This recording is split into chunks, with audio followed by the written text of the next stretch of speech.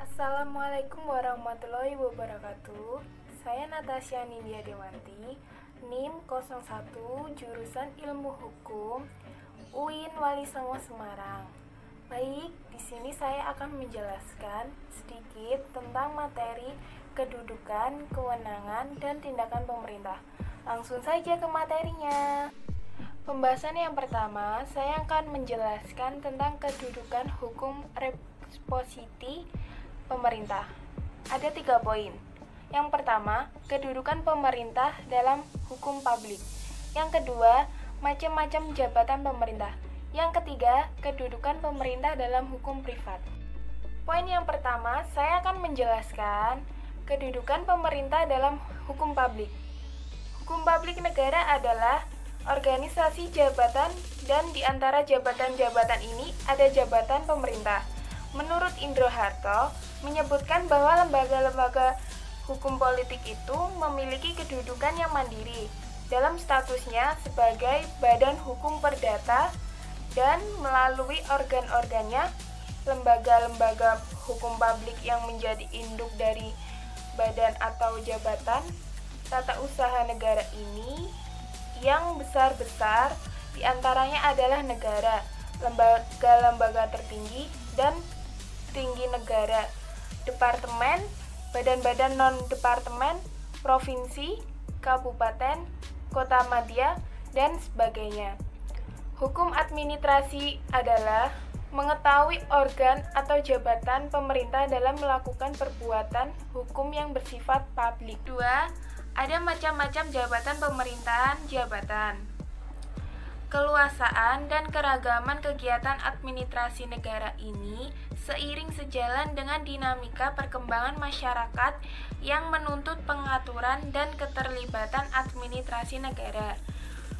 Indro Harto mengelompokkan organ pemerintahan atau tata usaha negara itu diantaranya ada 5. Yang pertama, instansi-instansi resmi pemerintah yang berada di bawah presiden sebagai kepala eksekutif. Yang kedua, instansi-instansi dalam lingkungan negara di luar lingkungan kekuasaan eksekutif yang berdasarkan peraturan perundang-undangan melaksanakan urusan pemerintahan. Yang ketiga, badan-badan hukum perdata yang didirikan oleh pemerintahan dengan maksud untuk melaksanakan tugas-tugas pemerintah. Yang keempat, instansi-instansi yang merupakan kerjasama antara pihak pemerintah dengan pihak swasta yang melaksanakan tugas-tugas pemerintahan. Yang kelima, lembaga-lembaga hukum swasta yang berdasarkan peraturan perundang-undangan dan sistem perizinan melaksanakan tugas pemerintahan. Yang ketiga, ada kedudukan dalam hukum privat. Badan hukum atau res persum adalah kumpulan orang, yaitu semua yang ada di dalam kehidupan masyarakat atau dengan berbagai pengecualian sesuai dengan ketentuan undang-undang dapat bertindak sebagaimana manusia yang memiliki hak-hak dan kewenangan-kewenangan seperti kumpulan orang atau dalam suatu badan hukum, perseroan terbatas, perusahaan perkapalan, perhimpunan atau sukarelaan, dan sebagainya.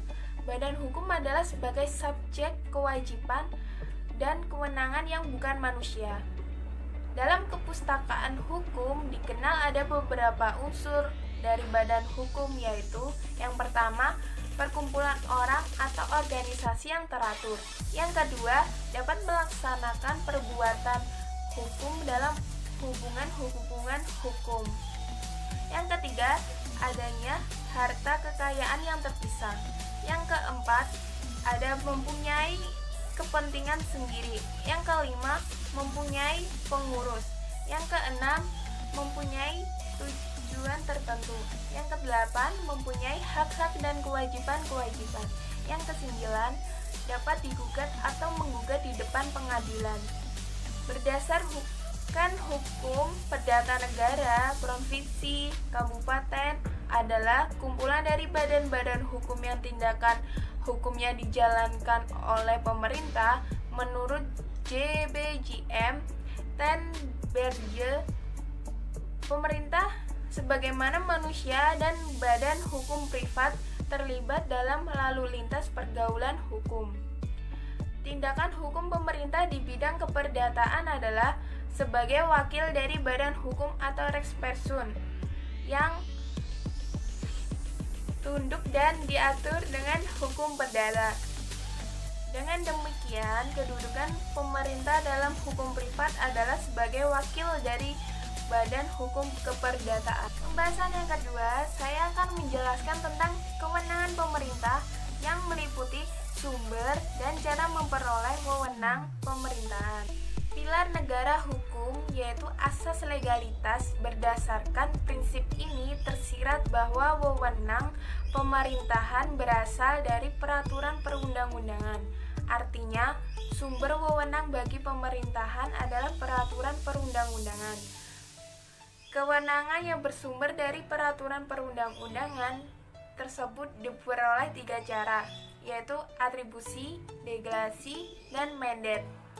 Dalam hal atribusi, penerima wewenang dapat menciptakan wewenang baru atau memperluas wewenang yang sudah ada dengan tanggung jawab intern dan ekstern. Pelaksanaan wewenang yang diatribusikan sepenuhnya berada pada penerima wewenang atau atributaris. Pada delegasi tidak ada penciptaan wewenang, namun hanya ada pelimpahan wewenang dari penjabat yang satu kepada pejabat yang lain. Tanggung jawab yuridis tidak lagi berada pada pemberi delegasi atau delegans, tetapi beralih pada penerima delegasi atau delegataris. Yang ketiga ada pada mandat.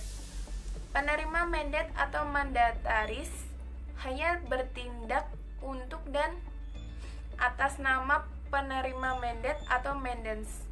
Tanggung jawab akhir keputusan yang diambil mandataris tetap berada pada mandans.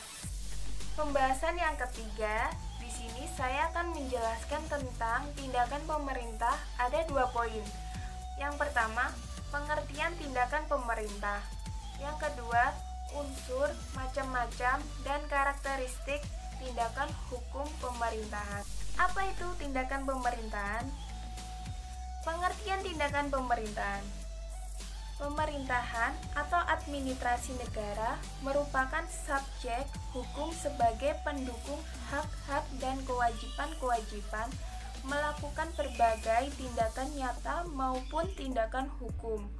Tindakan nyata adalah tindakan-tindakan yang tidak ada relevansinya dengan tindakan hukum sehingga tidak menimbulkan akibat-akibat hukum. Tindakan hukum adalah tindakan yang dimaksudkan untuk menciptakan hak dan kewajiban. Tindakan hukum administrasi adalah suatu pernyataan kehendak yang muncul dari organ administrasi dalam keadaan khusus, dimaksudkan untuk menimbulkan akibat hukum administrasi. Unsur-unsur tindakan hukum pemerintahan. Tindakan hukum pemerintah adalah tindakan-tindakan yang dilakukan oleh organ pemerintahan. Unsur-unsur tindakan pemerintahan sebagai berikut, ada 4. Yang pertama, perbuatan itu dilakukan oleh aparat pemerintah dalam kedudukannya sebagai penguasa maupun sebagai alat kelengkapan pemerintah dengan prakarsa dan tanggung jawab sendiri. Yang kedua, perbuatan tersebut dilaksanakan dalam rangka menjalankan fungsi pemerintahan. Yang ketiga, perbuatan tersebut dimaksudkan sebagai sarana untuk menimbulkan akibat hukum administrasi. Yang keempat, perbuatan yang bersangkutan dilakukan dalam rangka pemeliharaan kepentingan negara dan rakyat. Macam-macam tindakan hukum pemerintahan. Administrasi negara adalah subjek hukum yang mewakili 2 institusi, yaitu jabatan pemerintah dan badan hukum. Karena mewakili 2 institusi, yaitu tindakan hukum publik dan tindakan hukum privat, cara untuk menentukan apakah tindakan pemerintahan diatur oleh hukum privat atau hukum publik adalah dengan melihat kedudukan pemerintahan dalam menjalankan tindakan tersebut. Jika pemerintah bertindak dengan kualitasnya sebagai pemerintah, hanya hukum publiklah yang berlaku. Jika pemerintah tidak bertindak tidak dalam kualitas pemerintah, maka hukum privatlah yang berlaku. Karakteristik tindakan hukum pemerintahan.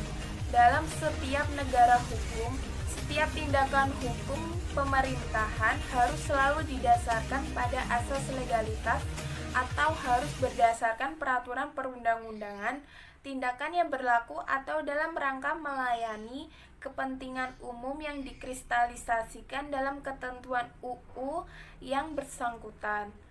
Ruang lingkup urusan pemerintahan itu demikian kompleks sehingga untuk efektivitas dan efisiensi diperlukan pula keterlibatan pihak swasta yang diwujudkan dengan kerjasama atau perjanjian. Tindakan hukum pemerintahan yang dilakukan dengan melibatkan pihak swasta ini biasa disebut tindakan hukum campuran. Sekian penjelasan dari saya. Bila ada yang salah, mohon dimaafkan. Wassalamualaikum warahmatullahi wabarakatuh.